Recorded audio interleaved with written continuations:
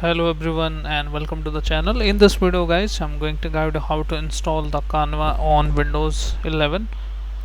So open the Google Chrome and type here download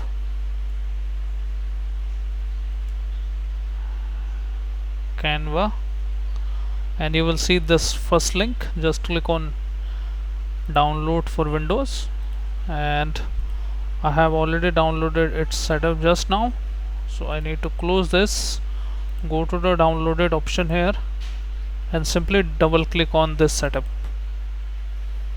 And once you double click on this setup, the exe should come up with like this: installing, please wait. And it's very easy to install the Canva on Windows 11. And once you install it, you can use either login through the browser or you can use your Microsoft Windows Google account. So I hope guys this video helps you. If yes, then hit like, subscribe and share. Thank you. Thanks for watching.